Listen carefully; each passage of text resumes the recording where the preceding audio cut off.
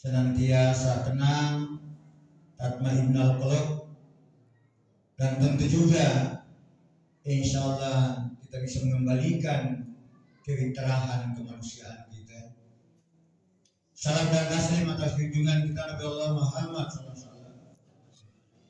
Nabi sebagai parameter kemanusiaan yang sukses melakukan sebuah reformasi dan transformasi kehidupan, terutama kehidupan masyarakat jahiliyah nasurmati ilmu. Tentu juga terhadap para sahabat, para tabi'in, tabi'in dan seluruh kaum muslimin, wabil khusus jamaah rahimahumullah. Insyaallah secara singkat ceramah kami berikan judul menata dan menatap kehidupan berdasarkan Al-Quran dan Sunnah. Kaum muslimin jamaah rahimahumullah. Persoalan waktu di dalam Al-Quran tentunya Allah telah mengingatkan buat kita. Sebegitu cepat rasanya perjalanan waktu. Wal asr innal insana lafi illa allazina amanu wa amilus shalihat wa tawassaw bil haqqi wa tawassaw bis sabr. Kita tidak pernah membayangkan waktu di awal Ramadan akan tiba, ada orang yang kemudian berhitung secara matematis bahwa itu selama 1 bulan bagaimana peluang, potensi, dan kemampuan kami melaksanakan puasa. Dan begitu kita berada di dalam waktu Ramadan, tidak terasa nyaris Ramadan meninggalkan kita. Ini sudah lewat di pertengahan. Karenanya kaum muslimin rahimakumullah, kita kembali muhasabah terhadap diri kita. Sebab tentu diingatkan buat kita, taraktu fikum amraini lan tadillu abada ma in tawassatum bima kitabul sunnah. Ada 2 perpaduan sinkronisasi yang tidak terpisahkan, yakni Al-Quran dan Sunnah sebagai way of life, penuntut sekaligus pedoman terhadap perjalanan kehidupan. Makanya pada setiap nuzul Quran, banyakkan masjid memperingati. Kenapa kaum muslimin rahimakumullah?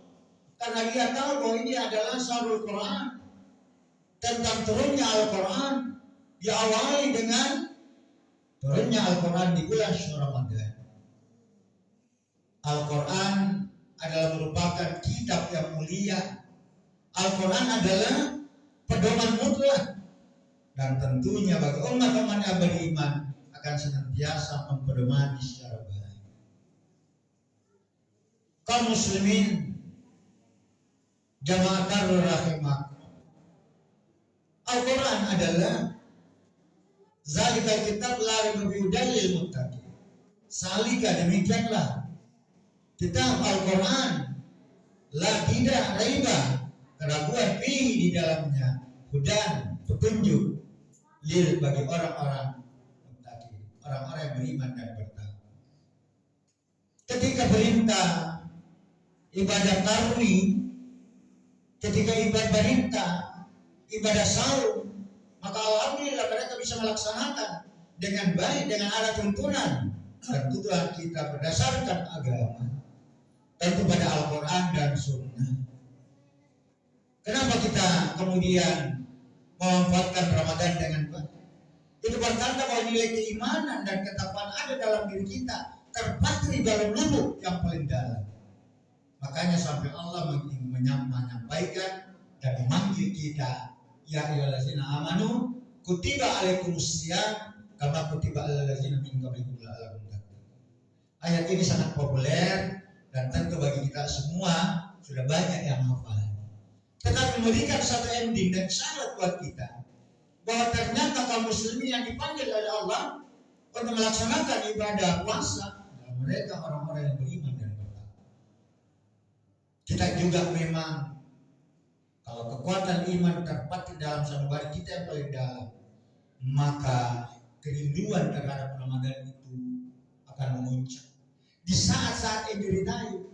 Ada doa sabu jagat, doa kita akan diperjumpakan dengan Ramadan, bahkan 3 bulan yang kita sangat berharap diperjumpakan. Apa itu?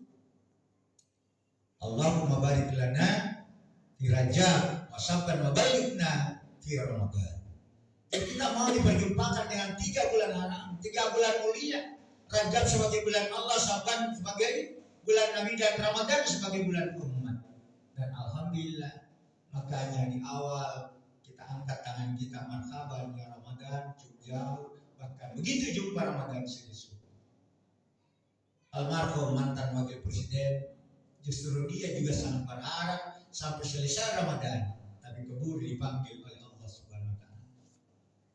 Dan orang yang paling bahagia adalah ketika kita dipanggil oleh malaikat maut justru di tempat-tempat yang kemudian mulia dan di waktu-waktu yang mulia.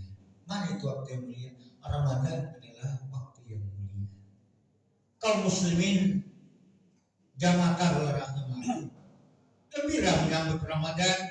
Kalau betul-betul agama kita bahwa mereka akan berguguran dosa-dosa, apalagi kalau dia mengimplementasikan seluruh aktivitas, mengkonsentrasikan. Makanya sampai dikatakan, silakan Anda cari nafkah 11 bulan di luar bulan Ramadan.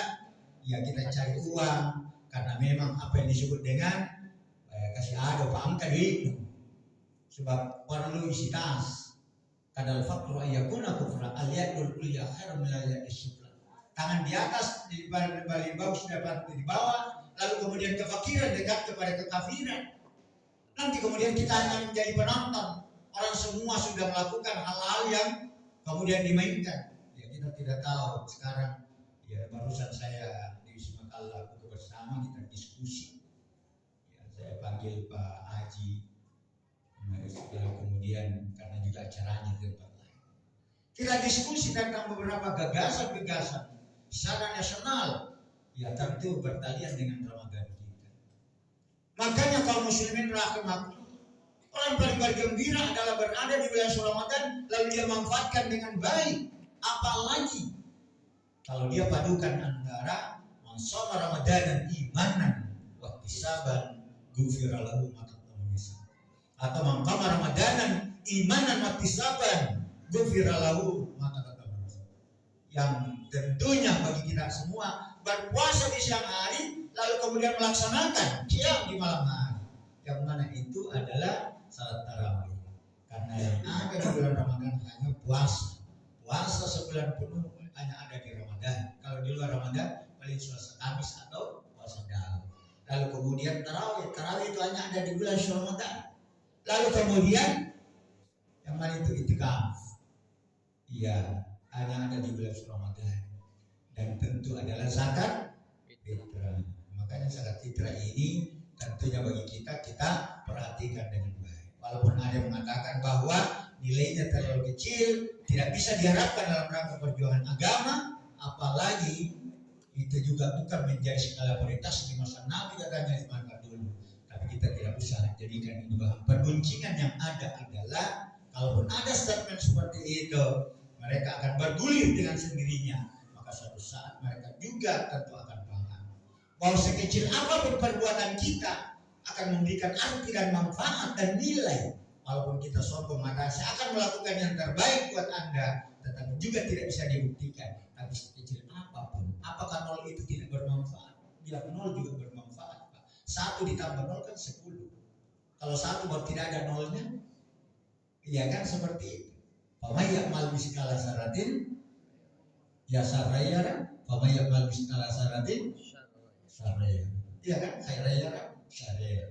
Tentu bagi kita semua kaum muslimin rahimah, orang bisa masuk dalam surga hanya persoalan kecil. Yang disangka bahwa kalau seorang pelari, kita coba rasionalitaskan, seorang pelari, ya katakanlah mulai dari titik start sampai titik finish, kira-kira kita membayangkan yang menang yang mana? Duluan 1 detik atau terlambat 1 detik? Tentu yang duluan 1 detik, padahal persoalan 1 detik. Hari ini kita tanam 1 biji beras, besok tumbuh, lusa tumbuh, 10 akan tumbuh. Satu biji kalau kita kumpul buangannya orang Indonesia dengan jumlah 350 juta jiwa, satu biji diambil satu biji kira-kira berapa piring dan berapa orang itu yang bisa kita hidupkan misalnya dan tidak punya apa-apa. Jadi jangan mengukur persoalan itu kecil atau simpel atau sedikit. Tetapi sebelum di ujung gantang, jangan sampai babul kupsi di ujung gantang. Tetapi karena setetes maka bisa rusak sebelahnya. Jadi kalau ada racun masuk ke belakang, walaupun satu drum, tetapi satu tetes saja, maka itu akan mempengaruhi. Padahal lebih banyak air. Makanya kaum muslimin tidak usah kita berbincang. Yang jelas bahwa mari tetap kita buktikan bahwa ternyata zakat fitrah memberikan arti dan itu dilaksanakan. Apalagi sebagai kewajiban. Tidak mungkin juga diberikan sebagai satu kewajiban oleh Allah kalau kemudian tidak memberikan arti dan manfaat bagi kita. Al-Quran merupakan petunjuk buat kita. Ulaika la hudam mir rabbik wa ulaika humul muflihun. Hanya orang-orang yang mendapatkan petunjuk yang kemudian menjadi orang-orang yang beruntung. Makanya jadikan diri kita sebagai orang-orang yang beruntung. Puasa Ramadan sehari saja kita tinggalkan. Kalau setahun kita berpuasa di luar bulan Ramadan tidak sama pahalanya. Makanya sampai tidak ada manometer, tidak ada timbangan yang bisa mengukur betapa besar timbangan puasa kita. Iya kan seperti itu. Puasamu kata Allah untuk dan saya akan balas. Kira-kira kalau dia yang balas secara langsung Allah yang balas. Kira-kira bagaimana? Nah kemudian kaum muslimin rahimakumullah, tidurnya orang berpuasa adalah nomisai ibadah. Apalagi kalau beraktivitas, jangan mentang-mentang puasa lalu tidak bekerja. Harus berkeras, harus ada etos kerja, ada semangat berjuang. Sama dengan di Arab sekarang. Di saat Ramadan harusnya kita tenang-tenang berpuasa. Di beberapa negara sedang kacau, berjuang mereka sambil puasa. Nah kaum muslimin rahimakumullah, Al-Quran diturunkan hudan linnas wa bayyinatin minal huda wal furqan. Dia merupakan perbedaan antara yang hak maupun yang batil, yang benar, yang bisa kita lalui. Ihdinas siratal mustaqim. Kaum muslimin rahimakumullah, kita singgah bahwa Al-Quran adalah di dalam kalimat Iqra bismi rabbikal ladzi khalaq. Kita membaca diri kita, membaca secara mikrokosmos, membaca alam secara makrokosmos. Seorang dosen saya pernah mengatakan, membaca itu pertama membaca alam yang mukama dan mutasawwif, yang di langit maupun di daratan dan dimanapun kita harus baca. Kita menangkap ini sunatullah, bagaimana kira-kira matahari peredarannya. Kan banyak orang yang masuk dalam bicara agama yang menjadi alam, ya karena dia membaca kajian-kajian di dalam Al-Quran yang sungguh luar biasa. Nah kaum muslimin rahimakumullah, alam ini perputarannya bagaimana? Atau bagaimana kalau kita memandang langit, apakah langit itu lahir atau batin? Sampai hari ini tidak ada orang tahu bahwa langit itu lahir karena bisa dilihat secara mata. Tapi begitu ditelusuri sampai hari ini mungkin orang susah mengingat-ingat dan memprediksi di mana batasnya itu langit. Kira-kira di mana? Sekarang habis kita punya otak untuk memikirkan. Belum Allah, baru kita ciptaannya sudah seperti mana? Menghitung pasir di lautan, bisnis. Rambut cija yang kita tidak tahu kenapa bisa hari ini hitam, besok putih. Iya kan? Prosesnya memang secara medis, secara kesehatan bisa ditahu, tetapi ada keterbatasan. Termasuk Allah mengingatkan bahwa otak itu kan mengenal manusia, makanya diisi dengan baik. Ya baik laulah dinaman minkum walazina utul ilma darajat. Yang penting jangan sombong dengan ilmu, karena ilmu yang Allah berikan hanya bagikan setetes air ketika tangan kita celupkan. Dan betapa banyak orang yang sombong dengan ilmu yang dimiliki seakan-akan dia. Apalagi kalau gurunya guru, begini gurunya guru besar. Tidak tahu kalau dia guru kecil, guru besar. Ya. Pernah contoh misalnya begini. Pengetahuan manusia itu Pak hanya 0 sampai 9. Kalau angka 10 hanya 1 dengan 0. Kalau angka 100 1 jadi dengan 0. 2026 ini hanya 2026. Jadi angka-angka yang bisa kita tulis dan kita tahu kalau otak kita hanya 0 sampai 9. 10 sampai 11 seterusnya kita tidak tahu. Demikian pula dari sesuatu. Sebelum A kita tahu enggak? Sebelum sesudah set apa? Enggak ada. Hanya A sampai set. Sesudah itu kita sudah tidak tahu lagi. 1 tambah 0 10 tambah 0 100 tambah 0 1000 tambah 0 10.000 tambah 0 100.000. Tapi kalau panjang nolnya, kalimatnya 1 tak terhingga. Ada seorang guru besar yang kemudian membanggakan dirinya ketika menyeberangi suatu daerah dan sampai. Katakanlah dalam buku yang pernah saya baca, namanya Nasruddin Effendi. Tukang sampai Nasruddin Effendi namanya. Pada saat menyeberang, lalu seorang guru besar, katakanlah dalam tanda kutip yang sang profesor, dia bertanya kepada Nasruddin, wahai saudara Nasruddin, tukang sampan, apakah Anda bisa pernah sekolah? Katanya tidak. Bisa membaca? Tidak. Bisa menulis? Kata Nasruddin tidak. Kata sang guru besar tadi, kalau kau tidak pernah sekolah, tidak pandai membaca dan menulis, ya maka separuh hidupmu sia-sia, separuh hidupmu habis. Kata Nasruddin Effendi dalam hatinya. Nah, tetapi dia juga bertanya kepada sang profesor, Rob, saya mau tanya, apakah biasa menyeberang sungai? Katanya iya. Kalau begitu, saya mau tanya lagi, apakah bisa berenang? Katanya tidak. Diandaikan perahu ini bocor dan tenggelam, bukan separuh hidupnya Bapak habis, tapi seluruh hidupnya Bapak habis. Iya kan seperti itu. Ada juga orang memandang karena dia kerjanya sebagai katakanlah pendayung beca misalnya. Padahal di mata Allah pekerjaan itu bukan utama, tapi inna akramakum indallahi atqakum. Tapi dia sombong, bilang apa yang mau tanyakan sama saya, jawab semua. Kata sana bukan beca. Iya, saya mau bertanya Prof, karena Bapak guru besar. Saya tidak pernah sekolah, makanya saya minta. Tapi bukan berarti dipandang rendah, sebab dia setetes keringatnya mencari nafkah buat istrinya, dia akan tetesan keringatnya itu akan ditada oleh para malaikat untuk menjadi pembunuh api neraka. Nah, dengan tetesan keringatnya itulah dia mendaya. Lalu kemudian bertanya sama profesor, Prof, saya mau bertanya, tolong dijelaskan kepada saya sesuatu yang Prof lupa dan sesuatu yang Prof tidak tahu. Pusing profesor, apa ini? Menjelaskan kalau saya tidak tahu, iya kan? Makanya jangan sombong dan ilmu yang Allah berikan buat kita semua. Tetapi Allah juga menyuruh bahwa otak manusia sebagai karya mental Allah yang di dalam Al-Quran diingatkan, ya fa'illal ladina amanu minkum walusina utul ilmu darajat. Kemudian kaum muslimin yang terpenting juga adalah bagaimana kita membiasakan menjadi generasi Quran, mengquranikan masyarakat dan memasyarakatkan Quran, karena dia merupakan petunjuk buat kita. Kita coba kaji dengan baik, kita jaga, karena ternyata dalam konsep perjalanan perjuangan Rasulullah ada 2 rangkaian dia bangun. Yang pertama syariah, yang kedua diniyah. Syariah adalah aturan main.